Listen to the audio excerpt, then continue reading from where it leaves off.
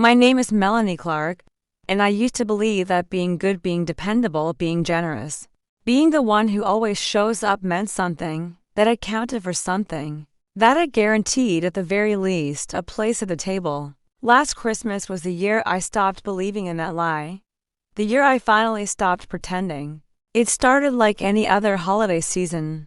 There was a tree in my apartment window, modest and real, scented like fresh pine and wrapped in simple lights. I'd spent a quiet Sunday decorating it alone, humming along to old carols playing low in the background. No one offered to help. I didn't expect them to. I hadn't heard much from my family in the weeks leading up to Christmas.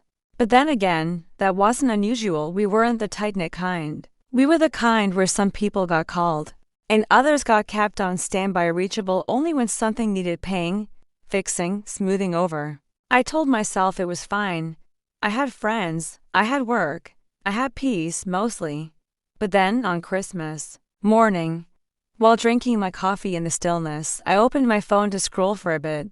That was when I saw the photo that stopped everything cold. It was my cousin Emily who posted it. She's the one who documents every life event like it's part of a curated brand.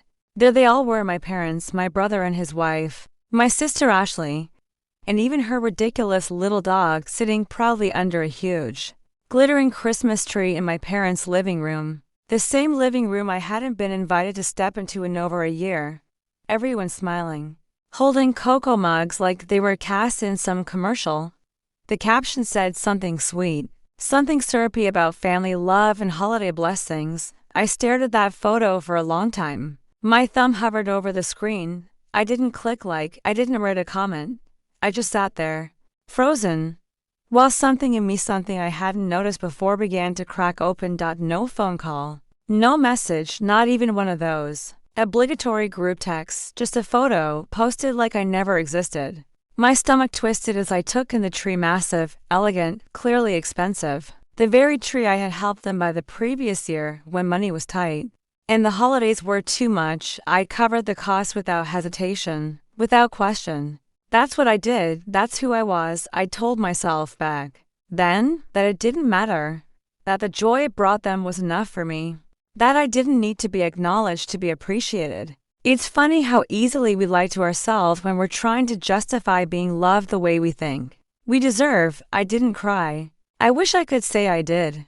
That some dramatic wave of sorrow came over me, and I wept into my coffee mug, like a scene in a movie. But no, I just stared, and in that stillness, what rose in me wasn't sadness, it was something quieter, heavier, a hollow kind of resignation. And yet, I didn't say anything, not then. 2 days later, I received a letter from my mother.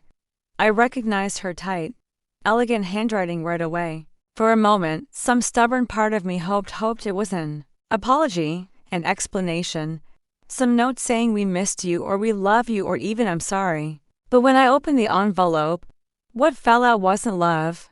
It was an invoice, $55,000. No warm greeting, no signature, just a printed statement tucked neatly into the fold of her stationery. A breakdown of costs and a final balance, my portion, apparently of the luxury SUV they had gifted Ashley for her birthday that fall. A car they had proudly shown off on Facebook with balloons and bows. And a caption about spoiling our baby girl. The note beside the invoice was short, scrawled in the margins in blue ink. We need help as a responsible one. That's when something inside me finally clicked. I didn't scream. I didn't call. I didn't respond with a furious email or a flaming voicemail. I didn't give them the satisfaction of witnessing whatever reaction they might have been expecting. Instead, I folded the invoice carefully, smoothed its edges, and set it on the kitchen counter. Then I poured myself a glass of wine, sat on my couch, and smiled, a small smile, a knowing one. I think that was the moment I began to wake up, truly wake up, not just to the pain of being excluded or the insult of the invoice, but to the truth of who they were, of who I had been to them all along. Not a daughter, not a sister, not someone cherished, just a safety net, the fallback, the one who paid so others could shine. And the thing is, I had been paying, for years, silently, dutifully. I co-signed loans, I'd picked up medical bills, tuition gaps, even grocery tabs when my parents said Social Security wasn't enough. I thought that was love, I thought that was family. But love, real love, doesn't send invoices. And it doesn't leave you out of the picture. That night, I pulled up some old documents on my laptop, files I had been quietly tending to over the past 6 months, a folder marked Private Trust, titles, deeds, financials. I had been building something solid, something real. And within that folder, there was a little surprise, a property listed under my name, my parents' house, the very one they were sitting in while sipping cocoa under that tree. I closed the folder and leaned back in my chair. They had made it clear I didn't belong. Now, it was time I made something clear to Dot, not with a fight, not with fireworks, but with a pen. The silence stretched, not just from them but from me, too. After the letter with the invoice arrived, I didn't respond, not a word, not a call. I didn't text back or email or send a clever, cutting message to make a point. I let the quiet sit heavy between us, thick like fog, I think, on some level. I wanted to see how long it would take before someone broke it, before someone in that bright, smiling photo thought to reach out and ask where I'd been, why I wasn't there, what I might be feeling. But days passed and no one did. And so the silence turned from something accidental into something deliberate, intentional, maybe even a little sacred. I sat with it, wrapped it around myself like a blanket that didn't keep me warm, but at least kept me still.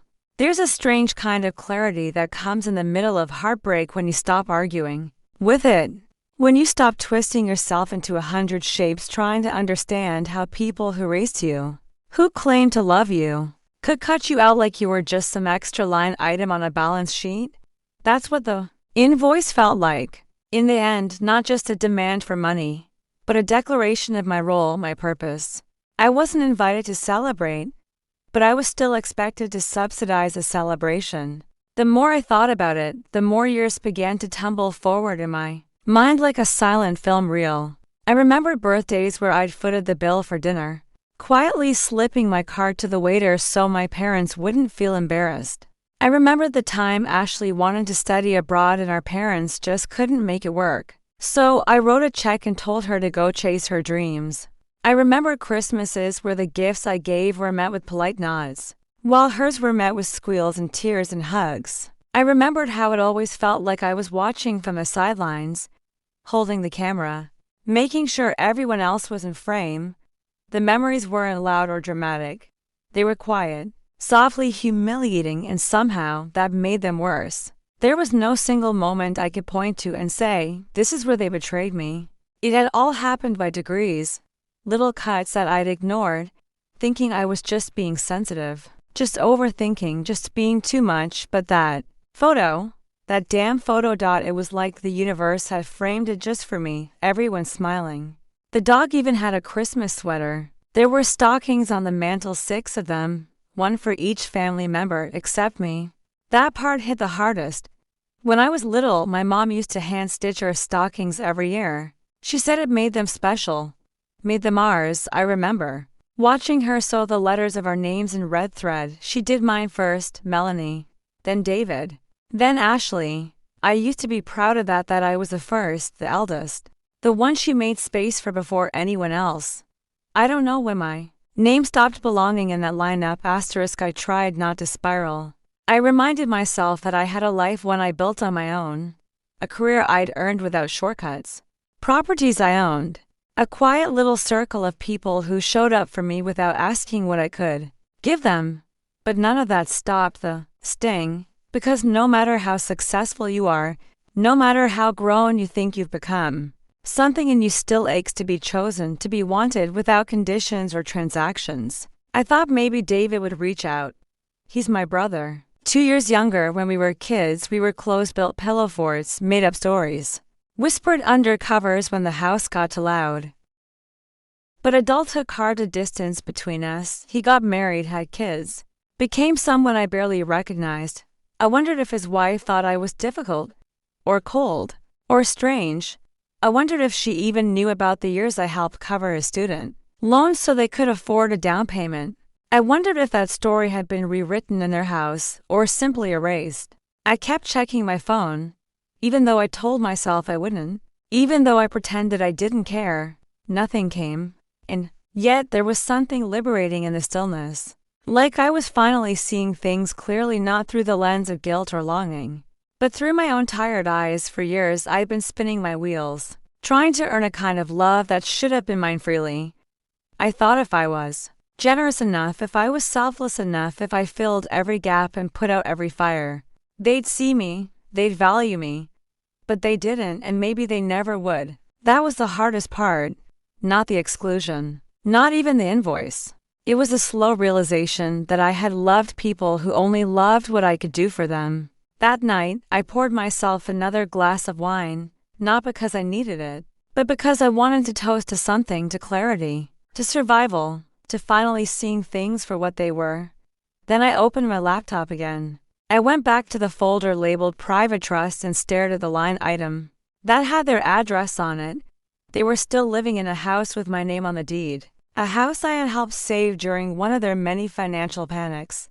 They called it our family home, but it wasn't theirs, not really. It was mine. And that truth, written in legal documents they had conveniently forgotten, felt like the first real power I'd held in years. The envelope hadn't looked like anything special, just a cream-colored rectangle with my mother's careful script on the front, Melanie Clarke, like I was getting a birthday card or a thank you note. For a moment, just a moment, my heart flickered with some stubborn little hope. Maybe it was a late Christmas letter. Maybe she'd finally remembered. Maybe she felt guilty. Maybe she was trying to make things right. But no.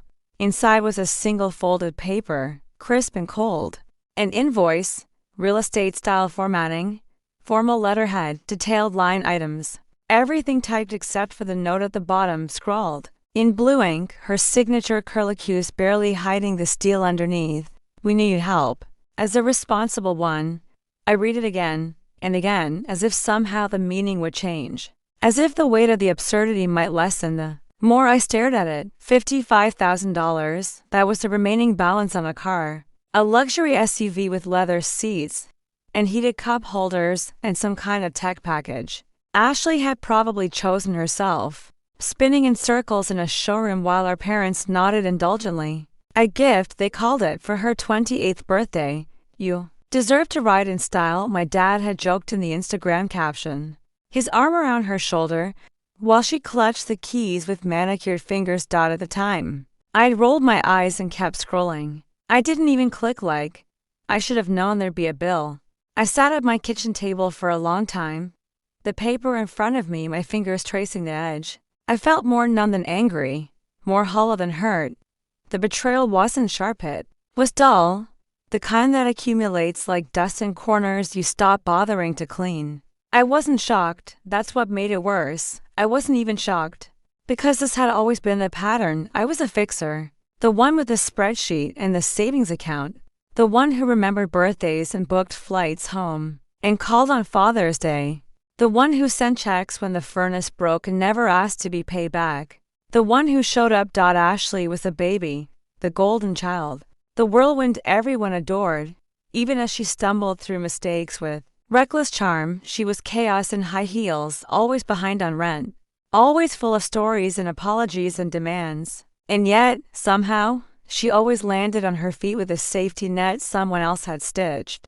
Mostly me. I had always paid, quietly, out of some warped sense of duty, of love, of loyalty. But this has felt like a line I hadn't even realized. I was standing on the edge of. It wasn't just a request, it was a statement, a declaration. We gave her the car. Now you finish paying for it because that's what you do. That's who you are. And what stung most wasn't the money, I could afford it. That's the twisted part. I could have written the check that night and barely felt it. But what I couldn't afford anymore was the erasure, the assumption that I'd stay quiet, that I'd keep playing my role even after they had made it so abundantly clear that I wasn't part of the family celebration, but I was expected to fund it. I didn't cry. I thought I might. I thought the tears would come hot and fast, like they used to when I was a teenager being scolded for not understanding how hard things were for your father right now. But they didn't. Instead, something settled, a strange calm, a clarity, so sudden it felt like a door unlocking inside my chest. I picked up the invoice again, folded it once, neatly, then walked to the drawer beside my fridge where I kept my outgoing mail, and slid it in, not to send, but to sit there, a reminder, not of them, but of me at the moment I decided I was done, not done with them entirely. I'm not dramatic like that. I wasn't going to burn bridges and scream on the phone or write long, self-righteous emails. That's never been my style. My power has always lived in the quiet places and precision. In planning, in the way I watch and wait and move when no one is looking. So I didn't draft a reply. Not yet. What they didn't know, what they'd never bothered to ask about, was what I'd been building. While they were pretending I didn't exist, I was creating something of my own. I'd spent the last 6 months establishing a trust, a proper one, clean, legal, private. I'd taken equity from years of relentless saving, smart buying, thoughtful sacrifice, and turned it into ownership. 3 properties, fully paid. One of them, ironically, the house they currently lived in. The one they begged me to help refinance 8 years ago when the market crashed, and they were drowning in debt. I'd done it, of course, took over the mortgage, added my name to the deed, signed papers in their living room while Ashley cried upstairs because her boyfriend had just dumped her. I was 26, still young enough to believe I was being noble, helping out, saving the family home. I never thought they'd use that same home to host parties I wasn't welcome at, and yet, here we were.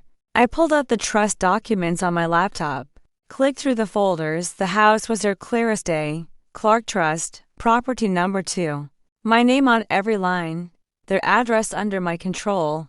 A thought occurred to me, slow and steady. I didn't owe them another dime, not for Ashley's car, not for old debts, not for emotional leverage dressed up as gratitude. And more than that, I didn't owe them my silence. I wasn't going to fight them. I wasn't going to scream. I was going to write back. And in that reply, I wasn't going to include a check. I was going to remind them who held the deed. The night I decided to respond to my mother's letter, there were no fireworks, no big moment, no dramatic soundtrack playing in the background, just me, sitting at my kitchen table in an old hoodie, my laptop glowing faintly in the dim light, a glass of wine going warm in my hand. I had stared at that invoice for 3 days, left it on the counter like a guest I hadn't invited, but didn't know how to ask to leave. Sometimes I'd glance at it while making coffee, or when I passed by on the way to the bathroom. I couldn't bring myself to throw it away, not yet. I needed to look at it, to absorb what it really meant. It wasn't about the money. That part became clear every time I read it. It was about who they thought I was, who they assumed I would always be.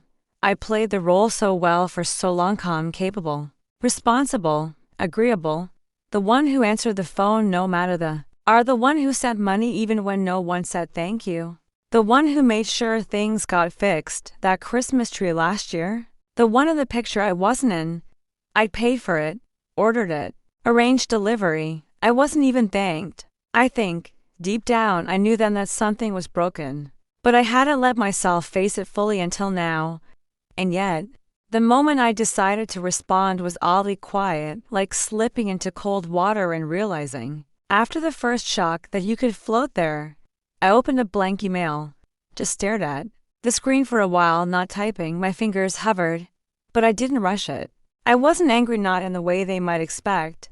There was no desire to shame or punish. I wasn't planning to scream, or list grievances, or tell them how badly they'd hurt me. I'd already done that in my head, countless times, in imaginary conversations, in mirror arguments, in dreams, that left me waking up with my jaw clenched. None of that helped. But this was something else, something better. I started typing. It was a short message, clear, unemotional. I thanked her for the invoice, acknowledged receipt of the amount due, and let her know kindly that I would not be contributing toward the balance. I explained, in one elegant sentence, that my financial priorities had shifted and that I was no longer in a position to subsidize luxury gifts given to others under the guise of familial obligation. I paused after that line, reread it, noticed how cold it sounded, but I didn't change it. It was true, and for once, I wasn't going to edit my truth to make others comfortable. Then I wrote one more line. I imagine this comes as a surprise, but please know that the surprise goes both ways. That was it. No anger, no pleading. No elaborate explanation trying to justify why I was finally choosing myself. I didn't sign it love, Melanie, I just put my name. Before I hit send, I sat back and stared at the message. I felt something I hadn't felt in a long time, maybe ever. Relief. Not because I'd gotten revenge. This wasn't about revenge. It was about reclaiming something that had been taken from me slowly, subtly for years, the belief that I had a right to say no. I closed the laptop, took a slow sip of wine, and then I smiled. It wasn't a triumphant smile, not a villainous, victorious smirk. It was quiet, soft. The kind of smile you make when you finally take off shoes that never fit right. When you stop pretending you're comfortable just because someone else expects you to be. And I realized something else. They would be confused, offended, maybe my mother, especially. She's used to me bending without even being asked. She'd raised me to think that love was sacrifice, that being a good daughter meant putting myself last, that there was nobility in being the dependable one, the invisible backbone that held everyone else up. She'd never imagined I might one day grow tired of the wait. And I had. I was exhausted, but I was also ready. Ready to stop proving my worth to people who never questioned their own. Ready to stop feeding a dynamic that had never once fed me back. Ready to let go of the fantasy that maybe, just maybe, if I gave enough, did enough, left enough, they'd finally look at me with something other than expectation. The invoice had been a gift in its own warped way. It was a final mask slipping off. It showed me exactly who they thought I was, and exactly who I no longer wanted to be. I thought about the house again, their house, my house. The one they lived in like it was theirs by birthright. I thought about the deed, the trust, the sale. Already in motion, there was something deeply poetic in the timing, not planned, but perfect. A quiet reminder that while they sent me bills, I held the power they'd forgotten I had. They thought I was just the wallet, but I was the deed. The name on the contract, the signature they needed, but never bothered to thank. And now, I wasn't playing along anymore. I smiled again, wider this time, not out of malice, not even from satisfaction, just from truth, a simple, quiet truth. They thought they had written the story, but I was the one holding the pen. When people think of betrayal, they picture a sharp break, something loud and catastrophic, like a scream in a quiet room. But I've found it rarely happens that way in families. Betrayal is more often a drip, a slow erosion, a smile that doesn't quite reach the eyes, a favor that turns into a debt, a Christmas invitation that never comes. And sometimes it's tucked quietly into the fine print of a mortgage document you sign out of love. The house was never supposed to be mine, not in the way it became. It was always ours. The Clarke family home to stories, brick siding, creaky stairs, and a sagging porch swing that my dad swore he'd fix every summer but never did. I have memories in that house that are stitched into my bones. Running down the hallway in my Halloween costume, dancing with Ashley in socks on the hardwood floor, the smell of burnt popcorn during our family movie nights. I loved that house.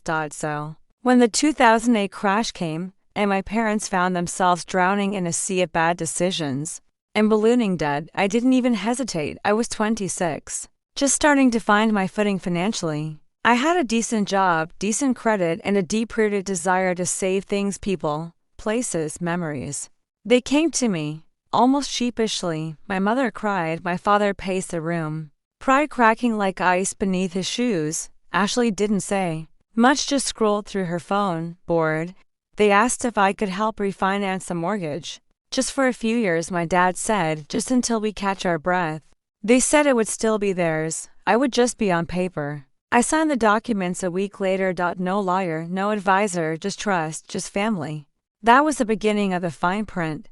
Not the legal one. I read that thoroughly, line by line. Eyes burning, but the emotional one, the one written between every sentence. You'll help because you always do. You'll carry this because that's who you are. You'll put your name on our mistakes, and we'll call it love. They moved back into the house like nothing had changed. They kept saying, our mortgage, even though it was mine. They decorated the house like it was still theirs, threw parties, made upgrades, hosted holidays I was rarely invited to. I let it happen.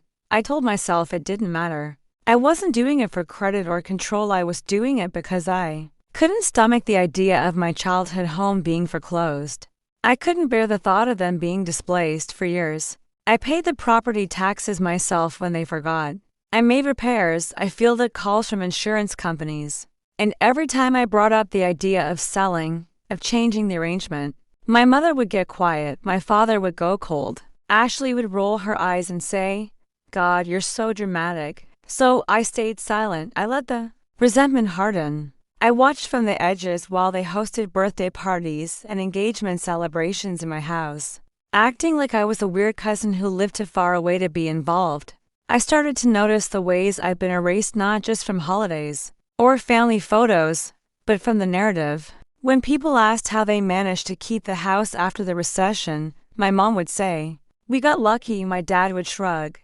No one ever mentioned me. I became a footnote in my own generosity, and that more than anything is what eventually broke something in me. Not the money, not the silence, not even the invoice, but the invisibility. I could have lived with being used. That part, sadly, I'd grown accustomed to. But being erased while being used, that was something else entirely. So when I finally began building the trust, I knew exactly what I was doing. It started small. A second property and investment condo I quietly saved up for. Then a fixer-upper I flipped with the help of a friend in real estate. And all the while, their house sat in the background. A ticking clock they didn't even know was counting down. They never asked questions, never checked whose name was still on the deed, never thought to wonder what might happen if I stopped pretending. I imagine they thought I'd keep carrying them forever out of guilt, or duty, or some twisted form of loyalty.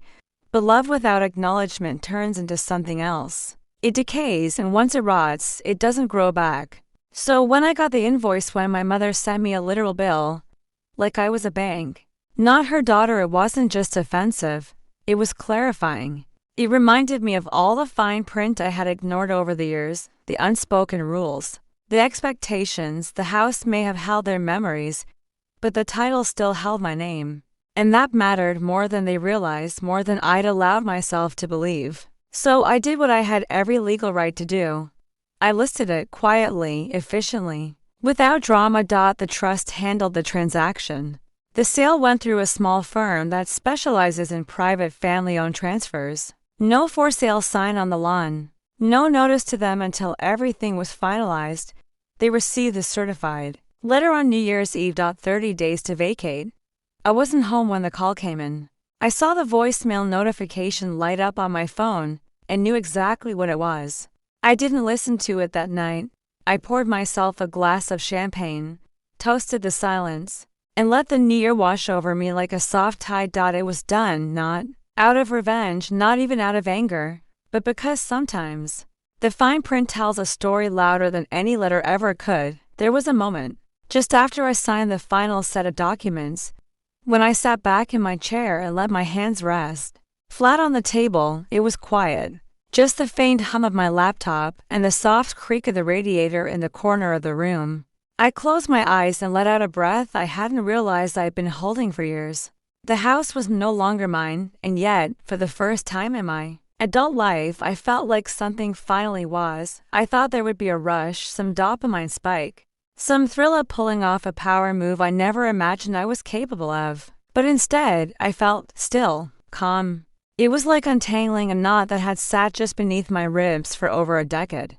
The absence of weight, not victory exactly, but clarity. I had gone through the sale with precision. I kept my distance emotionally. Even as a real estate firm I hired updated me on the timeline, I wasn't cruel. I didn't sell to developers or investors who got the house. I found a small family, a teacher, and her husband, new baby on the way. They were so grateful, so wide-eyed. They wrote me a letter after their offer was accepted, thanking me for the chance to own a home with history and heart. I didn't tell them the whole story, just that the house had been a part of my life for a long time, and I was ready to pass it on.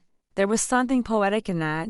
I was passing it on, not just the bricks and mortar, but the burden, because for years, that house had been a symbol of obligation, of guilt, of invisible labor dressed up as love. Every time I paid the taxes or covered a repair or signed yet another insurance form, I told myself I was preserving something sacred, a childhood, a family, a connection. But it was just a house full of people who couldn't or wouldn't see me as anything other than useful. Selling it didn't feel like revenge. It felt like honesty.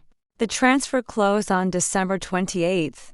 I signed remotely to quick meetings with a notary. A few e-signatures, a final confirmation, done. I asked the firm to delay mailing the notice until New Year's Eve. Not because I wanted to ruin their celebration, but because I wanted it to be a line in the sand. A date no one could forget. The notice was short, civil, 30 days to vacate. The new owners would take possession in February. All communication was routed through the firm. I didn't want them calling me, pleading with me, bargaining. I didn't want them to think they could talk their way back into my soft spots. Because those spots were gone, or maybe they just hardened into something else. I imagined their faces when they opened the envelope, my mother's careful hands, smoothing the edges, probably assuming it was a holiday card, my father, glancing over her shoulder. Ashley, maybe there for another party, laughing until the words on the page registered. They'd be confused at first, then panicked, then angry. I didn't need to witness it. I already knew the script. When I was younger, I used to rehearse arguments in my head, long speeches about how I felt invisible, how I was tired of always being the one to clean up after everyone else. I'd imagine my mother's shocked face, my father's stunned silence, Ashley's guilt. But those speeches never came. I never had the courage, or maybe the confidence, to actually deliver them. Turns out I never needed to. Paper does the talking. A deed is louder than a monologue. The voicemail started around 6 p.m. that night. First from my mother, then my dad, then Ashley, whose tone was less surprised than outraged.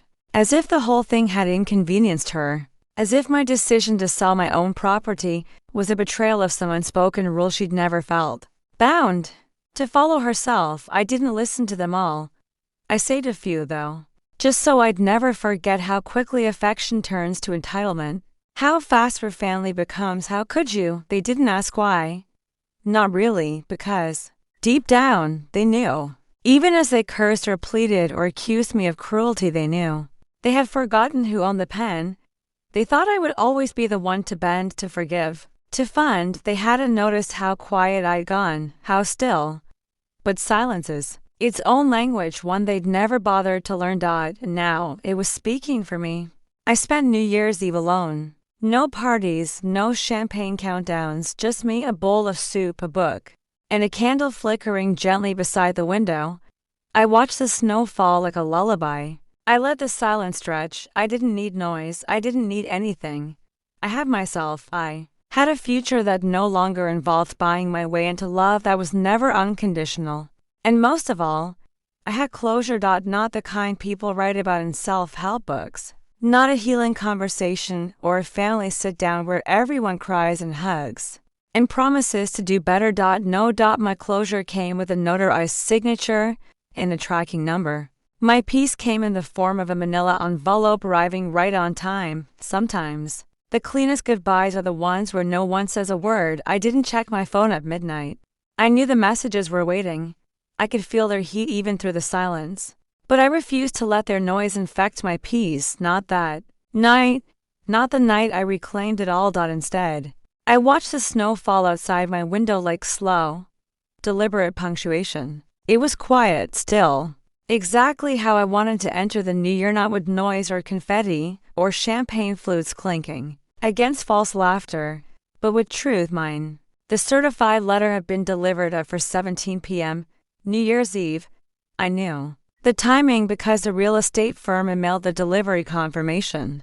Received and signed for by homeowner. The note read, no names, just confirmation. The moment I saw it, I closed my laptop, set my phone screen side down on the table, and breathed a deep, full breath that filled places I hadn't realized were hollow. That evening, the first voicemail came in. My mother.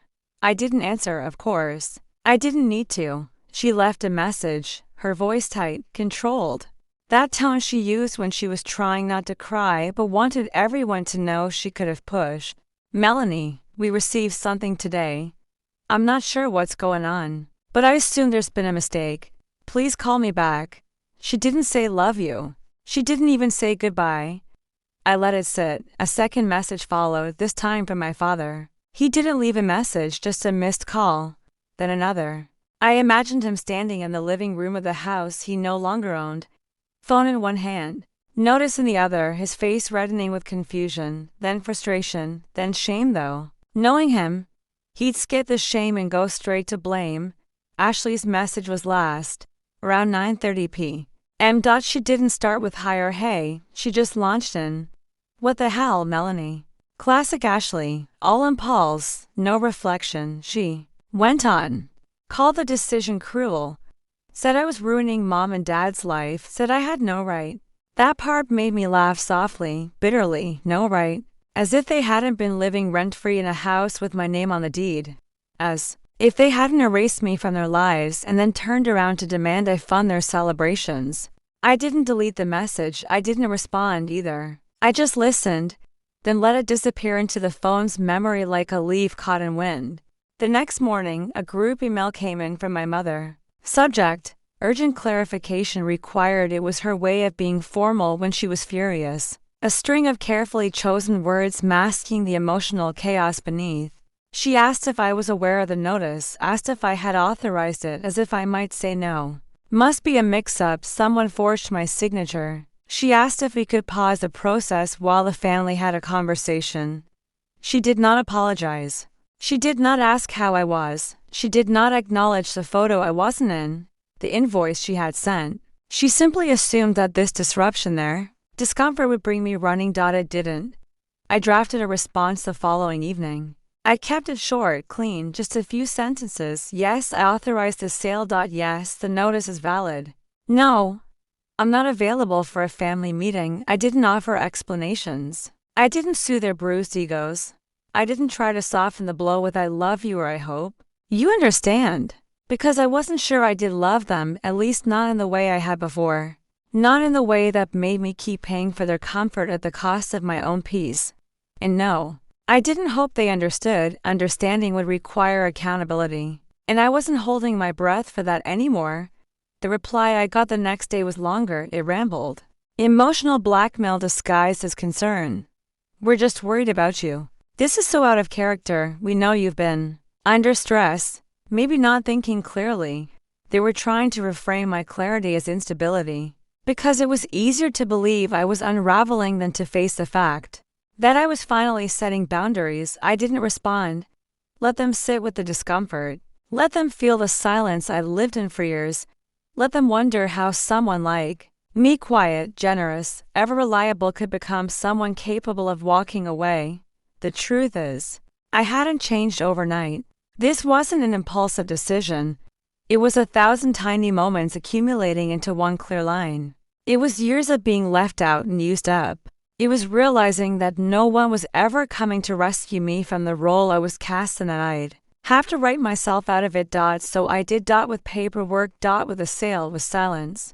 The house would be theirs for just 3 more weeks. I imagined them slowly packing boxes, arguing over whose fault it was, calling relatives to lament how Melanie turned on us.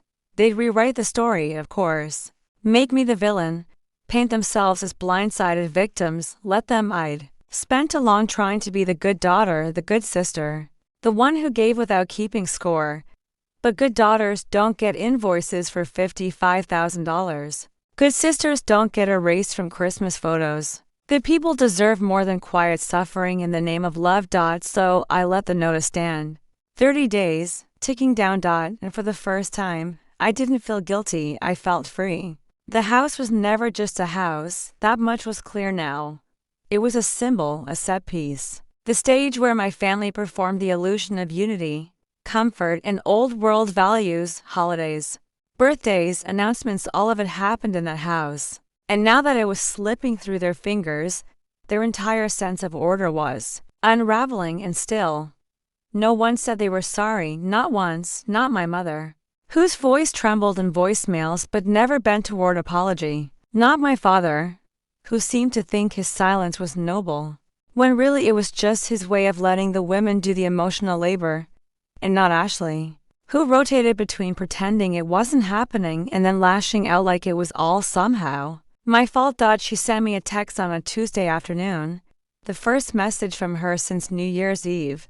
It simply said, "Why are you doing this to Mom and Dad?" No punctuation, no context, no recognition that Mom and Dad had done anything to me. I didn't respond. What was there to say? This wasn't something I was doing to them. This was me finally stepping out of a cycle I never agreed to, one I was born into, handed like a script and expected to perform flawlessly. The responsible one, the stable one, the safety net disguised as a daughter. I had never made a scene. That was always Ashley's territory. She was the emotional tornado. I was a scaffolding that kept things upright after she blew through. Even now, as she flailed through texts and angry voice messages, I remained calm, controlled. It was the only power I had ever really been allowed, and now that I was using it for myself. They called it cruelty. The irony was sharp enough to cut skin. The fallout wasn't one dramatic blow up. It was a slow, persistent crumbling. They didn't scream or beg at my door. There were no confrontations, no tears on my porch, just the long, echoing reality that they had no leverage left, no moral ground, no legal hold. They couldn't bully me with guilt anymore, couldn't threaten to withhold affection I never actually received, couldn't dangle inclusion like a prize for obedience. And that was what unsettled them most. My mother called my aunt in Arizona, then my cousin Emily.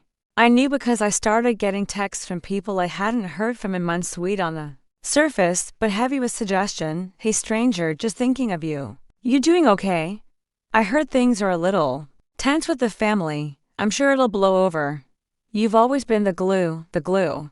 That word made me laugh in a way that wasn't quite joy and wasn't quite bitterness. Yes, I was a glue. But glue gets used up, stretched thin, invisible until everything else starts falling apart. No one checks on the glue until something breaks. There were moments, quiet, in between moments, when I did wonder if I had gone too far, sitting alone in my apartment with a half-drunk mug of tea, or brushing my teeth while staring into a mirror that reflected only stillness. I'd feel something heavy press at the edges of my confidence. But those moments passed because even in their silence, I had more peace than I'd felt in years. No more pretending. No more reaching for people who had no intention of reaching back. No more performing gratitude for scraps of affection. No more sending money in the name of love. I didn't want to hurt them, but I also didn't want to keep hurting me just to avoid making them uncomfortable. And maybe they'd never understand that. Maybe in their story, I'd always be the one who turned cold, the one who betrayed the family, the one who changed. That word changed was always loaded when my mother used it. You've changed was her way of saying you stopped making yourself small for us. They weren't wrong. I had changed, but only in the way a bone changes when it heals wrong and is finally broken again to be set right. Painful, yes, but necessary. Around the second week of January, they sent a formal reply through the real estate firm. It wasn't a plea. It was a request for an extension, another 30 days to make arrangements. They found an apartment, they said, but needed more time, just a little more time. I thought about it. I really did. I looked at the calendar. I thought about the years I gave them without hesitation, the holidays spent alone, the debt I'd helped repay, the photos I wasn't in. Then I said no. Not to be cruel, not to punish, but because I'd learned something vital. When you stop enforcing your boundaries, they stop being boundaries. And mine had already taken years to build. They moved out the last weekend of the month. I didn't drive by. I didn't check in. The firm confirmed the keys had been surrendered, and I sent one final email to the buyer to thank them and wish them well. They replied with a photo of their baby, sitting on the floor of what used to be our living room, now theirs, smiling, surrounded by boxes. A new beginning in a space I had finally let go. And as for my family, the silence returned. But this time it was mine. Owned, claimed, protected. I didn't know if we'd speak again. I didn't know what shape things might take in the months or years to come. But I knew one thing with absolute certainty. They would never unsee this version of me again. The one who didn't flinch. The one who didn't fold. The one who finally understood her own worth and acted like it.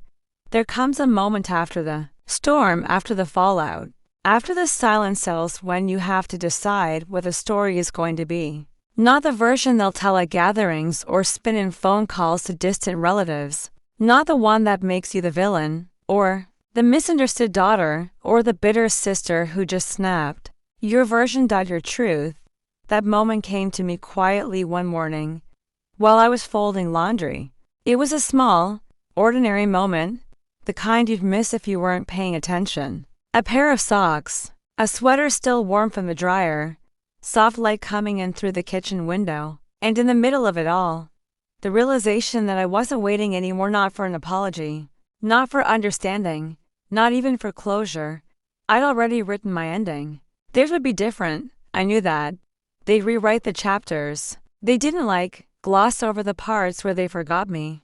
Blurred the lines between entitlement and love until the whole thing looked like a misunderstanding. Instead of a pattern. My mother would say I'd changed. My father would say he didn't see it coming.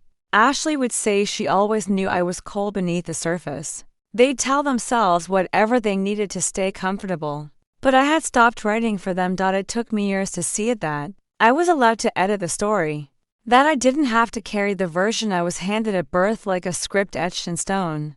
That I could strike out entire sections, rewrite characters, reclaim the protagonist's seat in my own damn life. And so, I wrote them a letter, not an angry one, not a manifesto, just a letter, plain, honest, final. I kept it short.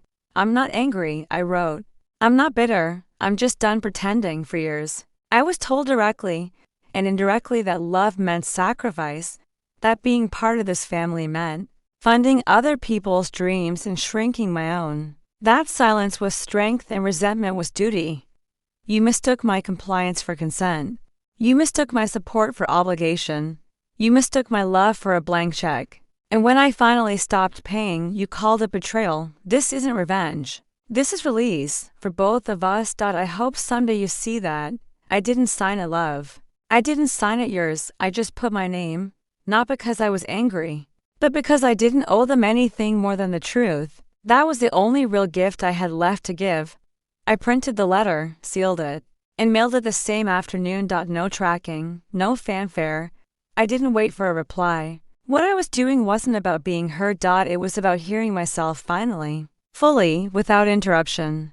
I'd spent so many years walking around with the ache of not being seen that I almost forgot what it felt like to see myself clearly. But in these quiet days, after the house was sold, after the last message came and went, I began to find her, the version of me who existed before the roles, before the debts, before the performance. She was quieter than I expected, but she was solid. I started doing things I hadn't made time for in years. Reading before bed. Cooking meals that were just for me, not thrown together between obligations. I joined a yoga class. I said no to things without needing an excuse.